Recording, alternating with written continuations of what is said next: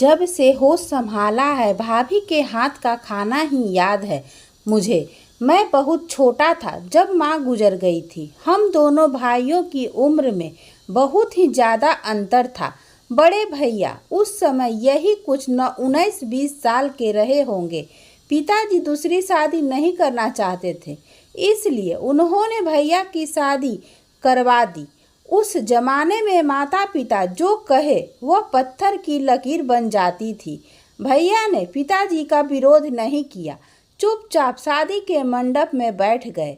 घर में सुहाना भाभी का आगमन हम सभी के लिए जैसे डूबते को तिनके का सहारा था।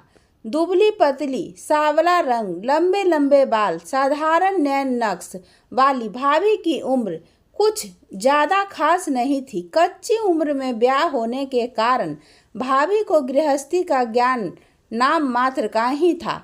जब भी भाभी खाना बनाती तो कभी सब्जी जल जाती तो कभी रोटी। आए दिन भाभी से रसोई में कुछ न कुछ गड़बड़ हो ही जाती थी। भाभी को खाना बनाने की सीख पिताजी से मिली थी। शुरू शुरू में भाभी को तो रोटी बनाने तक नहीं आती थी। कई बार कोशिश करने के बाद भी भाभी के गोल रोटी नहीं बनती। तब पिताजी भाभी की रोनी सूरत देखकर कहते, कोई बात नहीं, रोटी तो रोटी होती है, गोल हो या आड़ी तिरछी, पेट भरने से मतलब है। धीरे धीरे गुजरते समय के साथ भाभी के हाथ के खाने की हमें आदत सी पड़ गई थी।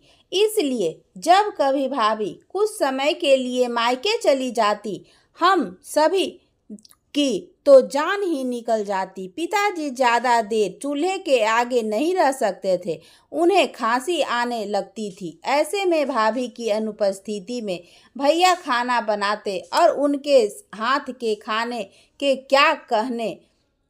भगवान ऐसा खाना किसी दुश्मन को भी ना परोसे। भाभी के मायके से लौटने पर ऐसा लगता जैसे घर की साक्षात अन्नपूर्णा वापस लौट आई हो।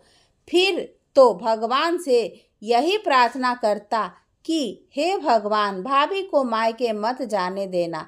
दिन बीते देर कहाँ लगती है। मैं भी कब बचपन से जवानी की दहलीज पर आ खड़ा हुआ पता ही नहीं चला।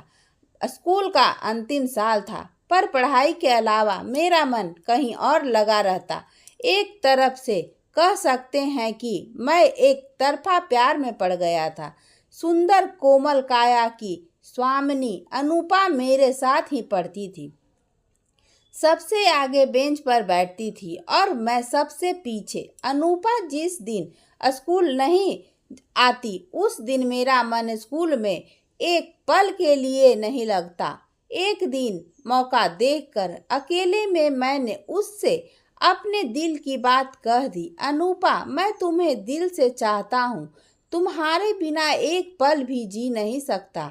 मेरे दिल का हाल सुनते ही उसके चेहरे का रंग उड़ गया और वो रो पड़ी। अनूपा को यूं रोते देखकर मैं एकदम से डर गया कि आखिर ऐसा क्या कह दिया कि वो रो पड़ी। मैंने तो सिनेमा में देखा था कि अक्सर नायक नायिका से प्यार का इजहार करता है तो नायिका शर्मा जाती, लेकिन मेरे साथ तो बिल्कुल उल्टा हो रहा था। थोड़ी देर रोने के बाद उसने अपने हाथ जोड़ लिए। उस समय मेरी क्या हालत रही होगी इसका अंदाज़ा लगा पाना किसी के लिए भी कठिन है। अनूपा ने कहा, मानव, अगर ये किस्सा मेरे पिताजी के कानों तक पहुंच गया तो उन्होंने मेरी पढ़ाई लिखाई छुड़वाकर घर बैठा देना है। मेरा डॉक्टर बनने का सपना पल भर में मटिया मेट हो जाएगा। मैं तुम्हारे पैर पड़ती हूँ, मुझे भूल जाओ। अपने दिल की बात कहकर अनूपा वहाँ से चली गई, पर मैं तो जैसे भोंदू की तरह खड़ा उसे वहाँ से जाते हुए बस देखता रहा। मेरा प्रेमी मस्तिष्क कुछ समझ नहीं पा रहा था। घर पहुँचा तो गुमसुम देख भाभी मेरे पास आकर गुनगुनाती हुई बोली, चुप चुप बैठे हो, जरूर कोई बात है। वैसे भाभी से मैं कुछ भी छुपाता नहीं था, इसलिए उनके सामने दिल का हाल खोल कर रख दिया। मेरा हाल जानने के बाद भाभी बोली, देवर जी, जो आपके साथ हो रहा है वह आम बात है। मेरा मतलब है कि इस उम्र में प्यार होना, आकर्षण होना आम बात है, लेकिन अगर लड़की आपसे दूर रहने की भीख मांग रही है तो आपका पीछे हट जाना ही सही है।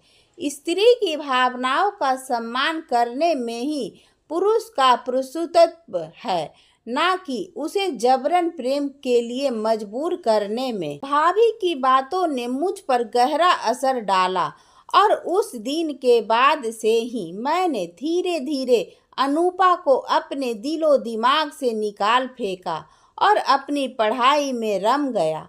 मेरा स्कूल खत्म हो चुका था और आगे की पढ़ाई के लिए मैं हॉस्टल चला गया। उस दिन अंतिम साल का पेपर खत्म कर मैं घर पहुंचा था। घर में प्रवेश करते ही अजीब सा महसूस हुआ। पूरे घर में लोगों की भीड़ जमा थी। आंगन में भैया का सब देख एकाएक अपने आप पर से मेरा नियंत्रण छूट गया। मैं दहाड़े मारकर रोने लगा। मुझे रोता हुआ देखकर भाभी, जो सुध बुध खोकर चुपचाप पत्थर की तरह एक कोने में बैठी हुई थी, अचानक से रो पड़ी। उनका जोर जोर से रोना और अन्य स्त्रियों द्वारा भाभी के शरीर से सुहाग की निशानी जैसे मंगलसूत्र, चूड़ियां आदि को खींचकर निकालने का दृश्य मेरे कलेजे को अंदर तक चीर रहा था। छोटे कस्बे की खासियत है कि दुख में पड़ोसी से लेकर रिश्तेदार आपको कभी अकेले नहीं छोड़ते। जैसे तैसे भैया का अंतिम संस्कार किया गया। घर में नाते रिश्तेदारों की भीड़ अभी भी जमी पड़ी थी। कुछ दिन बाद नाते रिश्तेदार भी छटने लगे थे, पर बुआ ने अभी भी डेरा जमाया हुआ था। एक रात बुआ पिताजी से बोली, भैया, हंसती मुस्कुराती बहू एकदम से कैसी शांत पड़ गई है। मुझसे तो उसका यह हाल देखा नहीं जाता। छोटा मुंह बड़ी बात, मेरी मानो तो सुहाना का पुनर्विवाह कर दो। पिताजी बोले, गीता, ये क्या कह रही हो तुम? अभी उसके पति की चिता की राख भी ठंडी नहीं हुई होगी और तू बहू के पुनर्विवाह की बात कर रही है। मुझसे कहीं सो कहीं बहू के सामने ना कहना। पुनर्विवाह का सुनकर न जाने उसके दिल पर क्या गुजरेगी। बहू ने कहा, भैया, गुस्से को एक तरफ रख कर सोचो। मेरी राय में सुहाना का ब्याह उसके देवर से कर देने में परिवार की भलाई है। दोनों भाभी देवर की अच्छी बनती है और तो और सुहाना को बच्चा भी नहीं है, और क्यों नहीं है इसका कारण भी आपसे छुपा हुआ नहीं है। आगे आपकी मर्जी। बुआ जी की बातें सुन पिताजी सोच में पड़ चुके थे। हाँ, सुहाना भाभी की गोद शादी के कई वर्षों बाद में खाली थी, जिसका कारण भैया थे, क्योंकि कमी भैया में ही थी। लंबे समय से इलाज चल रहा था, पर अभी तक खुशखबरी नहीं मिली थी। एक दिन सुबह सुबह पिताजी के कमरे से भाभी की तेज आवाज़ सुन मैं वहां भाग कर गया तो देखा कि भाभी की आंखों से झरझर आंसू बह रहे थे। पिताजी सिर झुकाए कुर्सी पर बैठे हुए थे, जैसे कोई अपराधी नहीं। पिताजी, यह सही नहीं है। आप ऐसा सोच भी कैसे सकते हैं? भाभी की तेज आवाज़ सुन मैं वहीं दरवाजे की ओट में छिप कर खड़ा हो गया, जहां से कमरे से कोई मुझे देख नहीं सके और दोनों की बातें मैं आसानी से सुन सकूं। बहू, समझने की कोशिश करो। मैं तो बस तुम्हारा भला चाहता हूँ। तुम्हें इस तरह पीड़ा में देखना मेरे लिए असहनीय हो रहा है, इसलिए इस दर्द से छुटकारा दिलाने के लिए ही तुम्हें मानव के साथ परिणय सूत्र में बांधना चाहती हूँ। नहीं पिताजी, जो मैं सपने में भी नहीं सोच सकती वो असल में मैं कैसे कर सकती हूँ। तभी अचानक से भाभी बेसुध होकर धरातल पर गिर पड़ी। मैं दौड़कर कमरे में घुस गया और भाभी को उठाने की चेष्टा करने लगा। पिताजी भागकर पड़ोस के डॉक्टर को लिवा लाए। भाभी भैया तो हमें छोड़कर चले गए और आप भी अपना ख्याल नहीं रख रही। ऐसे में अगर आपको कुछ हो गया तो हम सबको कौन संभालेगा? ये सारी बात बोलते हुए मेरी आंखें भीग गई थी। भाभी कुछ नहीं बोली, बस दूसरी तरफ मुंह फेर लिया, जैसे पिताजी की कही बात के लिए मुझसे नाराज हो। थोड़ी देर बाद डॉक्टर ने जो कुछ भी भाभी के स्वास्थ्य के विषय में बताया, वो सुन हमारे चेहरे पर मुस्कान खिल गई। क्या सच में बहू उम्मीद से है? बोलते हुए पिताजी को डॉक्टर के बात पर विश्वास नहीं हो रहा था। हाँ पिताजी, डॉक्टर ने तो यही कहा है कि भाभी गर्भ से है। हो सकता है भैया का इलाज सफल रहा हो। और क्या मानव, मुझे ऐसा लग रहा है जैसे भाभी के माध्यम से भैया की वापसी होने को है। आज भैया होते तो कितने खुश होते। खुशी से याद आया, हमने भाभी को खुशी अभी तक बताई ही नहीं। मैं अभी भाभी को बताकर आता हूँ। भाभी ने जैसे ही सुना कि वो माँ बनने वाली है, खुशी के मारे उनकी आंखें छलछला आई। पति को याद कर सिसक उठी। भाभी बस अब और मत रोना, नहीं तो आने वाले मेहमान पर अच्छा असर नहीं पड़ेगा। देवर जी, मैं क्या करूं? जिस खुशखबरी को सुनने के लिए मेरे कान तरस गए, वो मिली भी तो ऐसे समय पर। मैं तो समझ ही नहीं पा रही हूँ कि हंसूं या रोऊं। भाग्य के आगे किसी की नहीं चलती भाभी। जो होना होता है वही होता है। जाने वाले का अफसोस करने से बेहतर है आने वाले के स्वागत की तैयारी की जाए। भाभी की ओर देखते हुए मैं बोला। मेरी बातें सुन भाभी शून्य में निहारती रही। रात्रि में मेरी आंखों से भी नींद ना जाने कहाँ खो गई थी। मैं बहुत बेचैनी महसूस कर रहा था। यह सोच सोच कर परेशान हो रहा था कि कैसा दुर्भाग्य होने वाले बच्चे का के सिर पर पिता का साया नहीं होगा। इस क्षण मैं भाभी का हाथ थाम लेना चाहता था ताकि बच्चे का पिता बन सकूं, लेकिन अगले ही पल मैंने इस बात को अपने मन से निकाल कर फेंक दिया, क्योंकि मैं भाभी को बहुत आदर सम्मान की नज़र से देखता था। ऐसे में जीवन संगनी की नज़रिया से देखना मेरे लिए बहुत मुश्किल होता। भले मैं भाभी का हाथ नहीं थाम सकता था, पर एक पिता की तरह होने वाले बच्चे को प्यार तो दे ही सकता था। इसलिए मैंने निश्चय किया कि चाहे कुछ भी हो जाए, मैं पिता की तरह होने वाले बच्चे की देखभाल करूंगा। भाभी गर्भ से है, यह बात धीरे धीरे पूरे गांव में फैल चुकी थी। हर और यही चर्चा थी कि सुहाना के गर्भ में उसके पति के अंश ने कदम रखा है। लेकिन भाभी कभी कभी बहुत ही ज़्यादा उदास हो जाती थी। भैया की तस्वीर की और घंटों देखती रहती थी। भाभी का 5वां महीना चल रहा था। उसी समय एक रोज घर पर एक मेहमान ने कदम रखा था। उसका नाम था अनुराग। वो भैया के खास दोस्तों में से एक थे। उन दिनों शहर में बड़ी सी फॉर्म चला रहे थे। अनुराग भैया से मैं एक बार मिला था। ऊंचा कद, गोरा रंग, भरा पूरा शरीर, बेहद आकर्षक व्यक्तित्व का। शायद वो भी अपने दोस्त को खोने के नाम की बारिश में भीगने से खुद को नहीं रोक पाए थे। थोड़ी देर औपचारिक बातचीत के बाद जब वो वापसी के लिए अपनी जगह से उठने लगे तो कुछ क्षण न जाने किन ख्यालों में खो गए। फिर जाते समय बड़ी आत्मीयता से भाभी की ओर देखकर बोले, सुहाना भाभी, अपना और होने वाले बच्चे का ख्याल रखिएगा। अगर कोई भी ज़रूरत हो तो बेझिझक याद करिएगा, मैं हाजिर हो जाऊंगा। अनुराग की बात सुन भाभी ने कोई प्रतिक्रिया नहीं दी। उनके चेहरे पर एक अजीब सा भाव उभर आया था जिसे समझना कठिन था। भैया को गुजरे हुए 7 माह बीत चुके थे और भाभी के गर्भ का 8वां माह चल रहा था। ऐसे में भाभी बड़ी अव्यवस्थित सी दिखाई देती।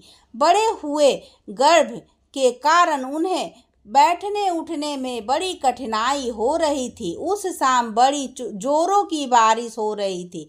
बादल बिजली सभी ने जुगलबंदी कर रखी थी। मौसम अपनी भयानक अवतार में नजर आ रहा था। घर से बाहर कदम रखना मतलब प्रकृति से दो चार हाथ करने जैसा था। रात्रि पहर पिताजी खा पी कर अपने कमरे में सोने चले गए, पर मौसम का मिजाज देख मैं भाभी के पास ही रुक गया। भाभी को बचपन से ही बादलों के शोर से बेहद डर लगता था, लेकिन भाभी ने कहा, देवर जी आप अपने कमरे में जाकर सो जाइए और मेरी चिंता मत करिए। मुझे अब बादलों की शोर की आदत पड़ चुकी है, मुझे अब ये नहीं डराते। भाभी की बात सुन मैं अपने कमरे में चला आया। बिस्तर पर लेटकर मैं भाभी के बारे में ही सोच रहा था। पता नहीं क्यों जब भी मैं भाभी की आंखों को पढ़ने की कोशिश करता मुझे कुछ अजीब लगता, जैसे कुछ तो बात है जो उन्हें अंदर ही अंदर खाए जा रहे हैं। ना जाने वो कौन सी बात थी जो भाभी को भीतर ही भीतर खाए जा रही थी। इधर मैं अपनी सोच के घोड़े दौड़ा ही रहा था कि भाभी दरवाजे पर खड़ी नजर आई। मैं चौंक कर बिस्तर पर ही बैठ गया। देवर जी लगता है समय आ गया है। मुझे बहुत तेज दर्द हो रहा है। लगता है इस तेज बारिश में ही अस्पताल जाना पड़ेगा। दरवाजे के सहारे से खड़ी भाभी कराहती हुई बोली, मगर भाभी मौसम तो बहुत ज़्यादा ही खराब है। देवर जी जल्दी कीजिए, मेरा दर्द बढ़ता ही जा रहा है, कहीं मैं दर्द से मर ही न जाऊं।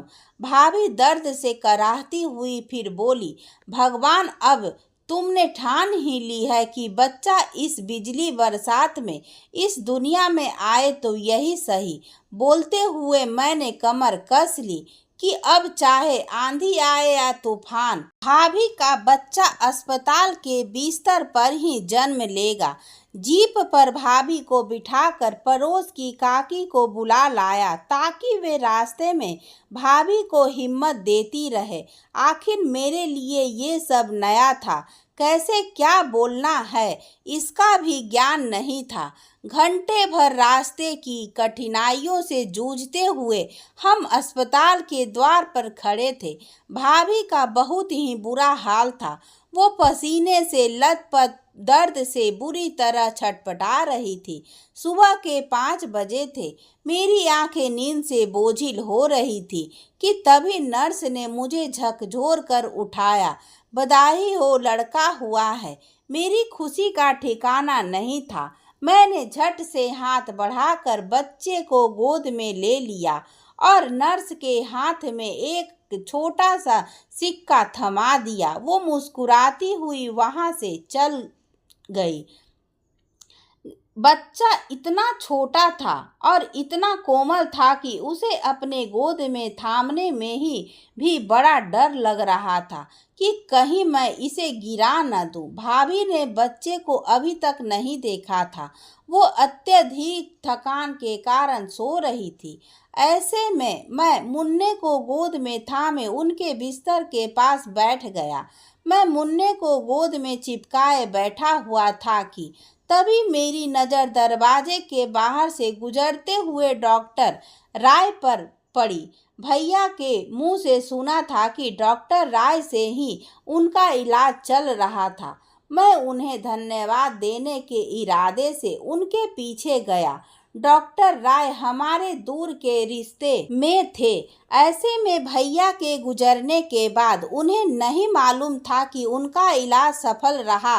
राय सर कैसे हैं आप? देखिए आपकी दवाइयों का चमत्कार है कि सुहाना भाभी माँ बन गई है। मैंने मुन्ने का चेहरा दिखाते हुए कहा ही था कि डॉक्टर राय के चेहरे पर आश्चर्य के भाव उभर आए और फिर गहरी सांस लेकर बोले, मानव मुझे कहना तो नहीं चाहिए पर बताना मेरा फर्ज है कि तुम्हारा भैया की कमी का इलाज कभी संभव था ही नहीं, अर्थात वे इस जन्म में पिता नहीं बन सकते थे। हाँ, अगर कोई चमत्कार हुआ भी है तो वो मैंने नहीं किया है।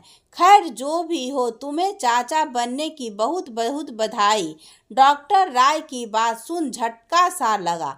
मुश्किल से हाथ आई खुशी पल भर में हाथों से फिसल गई। ऐसा है तो भाभी ने हमें और सबसे बढ़कर भैया को बहुत बड़ा धोखा दिया है। मैं बता नहीं सकता कि उस क्षण मेरे अंदर कैसी हलचल मची हुई थी। एक और गोद में नन्हा बालक था जो बेफिक्र होकर सो रहा था, जिसे कुछ भी ज्ञान नहीं था, और दूसरी ओर मैं था जिसकी आंखों से नींद चैन सब उड़ चुका था।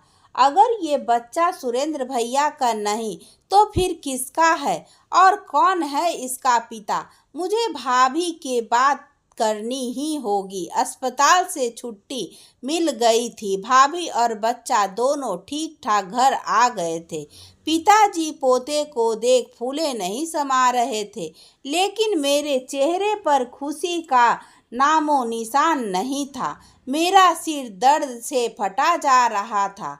भाभी की डिलीवरी का सुन बुआ जी कुछ दिनों के लिए आई हुई थी। शाम को यूं ही बगीचे में बैठा था कि पिताजी पास आकर बोले, बरखुदार, अब तो पढ़ाई लिखाई खत्म हो गई है, अबे आगे क्या करना है सोचा है? अभी कुछ खास नहीं सोचा। सोच रहा हूँ कोई कारोबार शुरू करूँ, पर कुछ समझ नहीं आ रहा। वैसे इन दिनों मेरी मति काम नहीं कर रही थी तो पिताजी को क्या जवाब देता। हम ऐसा करो, शहर जाकर मेरे दोस्त मनोहर से मिलो। उसे कारोबार का अच्छा ज्ञान है, वो तुम्हें सही दिशा दिखा सकता है। पिताजी की बात सुन मन ही मन मैंने शहर जाने का मन बना लिया। वैसे भी यहाँ घर पर मेरा दम घुट रहा था। भाभी के बारे में सोच सोच कर मैं परेशान हो चुका था। दूसरी तरफ भैया जो इस दुनिया में नहीं थे, उनके लिए बहुत बुरा भी लगता था। मैंने तत्काल शहर जाने का निर्णय लिया, लेकिन शहर जाने से पहले मैं अपने मन में आए प्रश्न का उत्तर चाहता था। मैं भाभी से पूछना चाहता था कि उन्होंने मेरे पिता समान भैया के साथ ऐसा क्यों किया, जिस बच्चे को हम इस घर का चिराग समझ रहे थे। आखिर वो किसका खून है? मुझे शहर जाने से पहले सब कुछ जानना था। मैं भाभी के कमरे में दाखिल हुआ। भाभी, मुन्ना की रगों में किसका खून दौड़ रहा है? क्या वाकई में मुन्ना भैया का अंश है या आपके पाप की निशानी है? मानव, बस करो, भाभी चीख पड़ी, जैसे किसी ने दहकते अंगार उनकी हथेली पर रख दिए हो। मेरी आंखों में अपने लिए घृणा पलते देख भाभी तड़प उठी थी। भगवान के लिए अब बस कीजिए, मुझ पर इस तरह संदेश मत कीजिए। मैं आज भी अपने पति को उतना ही प्रेम करती हूँ जितना उनके जीते जी करती थी, और अगर आज वो जीवित होते तो आपको इस तरह मुझ पर उंगली उठाने का मौका कभी नहीं मिलता। मेरा बच्चा मेरा अंश है, उसकी रगों में मेरा खून बह रहा है। और रही बात आपके भैया की, तो वे तो उस फल की तरह थी जिसमें बीज था ही नहीं। वो कभी पिता नहीं बन सकते थे। जो कुछ भी हुआ उनकी मर्जी से हुआ, क्योंकि उनके अनुसार चाहे बीज किसी का भी हो, जब वह मेरे रक्त से सिंचित होगा तो वो हमारा अंश कहलाएगा। हम दोनों उनके माता पिता होंगे। बस मैं सन्न रह गया और बोला, मैं नहीं मानता कि कोई पति अपनी पत्नी को सिर्फ संतान प्राप्ति के लिए किसी पराये मर्द के साथ छी सोचकर भी मन मैला होने लगता है। भाभी ने कहा, अब आप मानो या न मानो, लेकिन सच्चाई यही है। अगर आपको मुझ पर विश्वास नहीं है तो अनुराग, जिससे आप पूर्व में मिल चुके हैं, पूछ सकते हैं, क्योंकि एक वो ही है जो मेरी सच्चाई साबित कर सकता है कि क्या हुआ, कैसे हुआ और किन हालातों में मैंने अपने आप को किसी पराये मर्द को समर्पित कर दिया। बोलती हुई भाभी बिफर कर रो पड़ी और अपने कमरे में चली गई। मैं बेजान सा धम से जमीन पर बैठ गया। मुझे कुछ समझ नहीं आ रहा था। भाभी के बात पर विश्वास करना तो चाहता था, पर मेरा पुरुष मन यह मानने को कतई तैयार नहीं था। शहर आए हुए मुझे 5 दिन हो चुके थे। इस दौरान मैं भाभी के बताए पते पर पहुंचा, जहां अनुराग भैया रहते थे। अनुराग का घर बहुत आलीशान था। हर तरफ पैसे की चमक दमक नजर आ रही थी।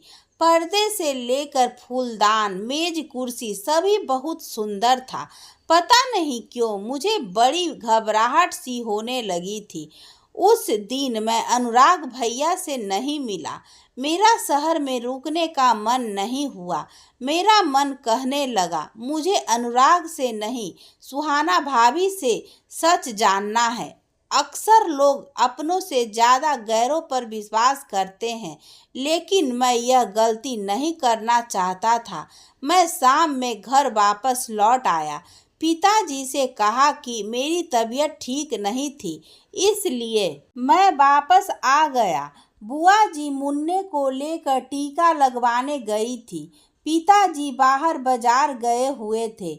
मैंने मौका पाकर भाभी से पूछा, भाभी मैं अनुराग से नहीं मिला, मुझे आपसे सारा सच जानना है। सुहाना भाभी कुछ देर तक शांत रही, फिर बोली, अनुराग पहली नज़र में मेरे दिल में उतर गया था, क्योंकि उन दिनों सुरेंद्र जी से मेरी बहुत ज़्यादा अनबन चल रही थी। पिता ना बन पाने का सारा गुस्सा सुरेंद्र जी मुझ पर निकालने लगे थे। छोटी सी छोटी बात पर उलझ पड़ना अब उनकी आदत बन गई थी। वे जितना ज़्यादा मुझे दुखी करते, मैं उतना ही ज़्यादा उनसे दूर होती जा रही थी। ऐसे में अनुराग मेरे करीब होता जा रहा था। एक रोज़ कुछ ऐसा हुआ कि मैं दंग रह गई। बोलते हुए सुहाना भाभी अतीत की गलियों में खो जाती है। क्या बात है, आजकल बहुत खुश नजर आती हो। कहीं मुझे छोड़कर दूसरे शादी करने का इरादा तो नहीं? सुरेंद्र का कटाक्ष सुन सुहाना चुप रही, लेकिन पत्नी की चुप्पी सुरेंद्र को और भी ज्यादा चुभ रही थी। और फिर अचानक ही सुहाना की बाह मरोड़ कर दांत पीसते हुए सुरेंद्र कहता है, मैं भले ही पिता नहीं बन सकता, लेकिन तुम इस गलतफहमी में मत रहना कि मैं तुम्हें आज़ाद कर दूंगा। आह छोड़िए, तकलीफ हो रही है, सुहाना कराहती हुई बोली। तो सुरेंद्र ने झटके से हाथ छोड़ दिया। आप पिता नहीं बन सकते, इसमें मेरा क्या कसूर? मैं भी तो माँ नहीं बन पा रही। जितना दर्द आपको है उतना मुझे भी। फिर मेरे साथ ऐसा व्यवहार क्यों? सुहाना ऊंची आवाज में बोली। अगर एक स्त्री माँ नहीं बन पाती तो सिर्फ संतान प्राप्ति के लिए पुरुष उसका विवाह करना अपना हक समझता है। दूसरी शादी तो दूर की बात है, मैं तो पराये खून को अपना नाम भी नहीं दे सकती। कितनी बार कहा है कि मेरी दूर की बहन बच्चा गोद देने को तैयार है, लेकिन नहीं, आपको तो यह भी गवारा नहीं। हाँ नहीं, गोद लेना मुझे किसी पराये खून को, मेरी मर्जी। सुरेंद्र पैर पटकते हुए घर से बाहर निकल आया। इधर सुहाना की आंखें नम हो आई थी, मन बहुत ही व्याकुल हो रहा था। वो जानती थी कि अनुराग सुरेंद्र का दोस्त है, लेकिन फिर भी अपने दिल के हाथों मजबूर हो चुकी थी।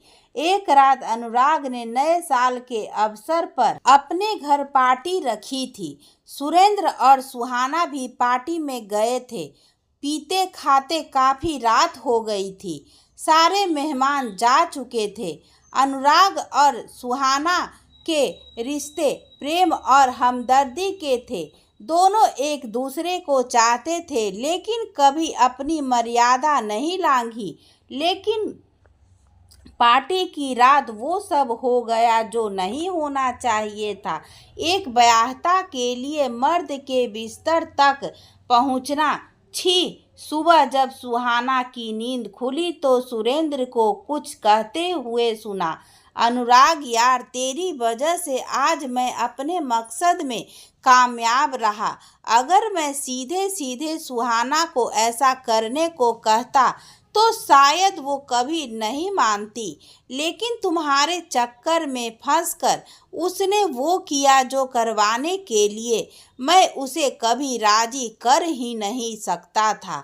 अनुराग बोला, सुरेंद्र, मैंने जो कुछ भी किया सिर्फ तुम्हारे लिए किया।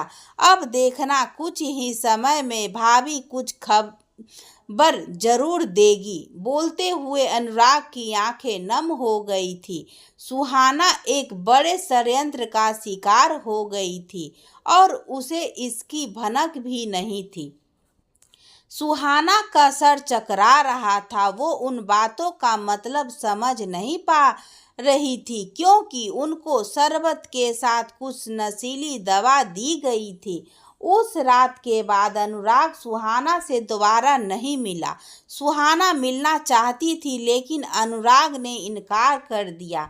एक दिन सुरेंद्र के सड़क हादसे में मौत हो गई और उसके बाद बहुत कुछ बदल गया। सुरेंद्र के जाने के बाद सुहाना को अपना जीवन व्यर्थ सा लगने लगा था, और ऐसे में जब मालूम हुआ कि वो गर्भ से है, तब उसे समझते देर नहीं लगी कि गर्भ में ठहरा बच्चा हो ना हो अनुराग का ही है।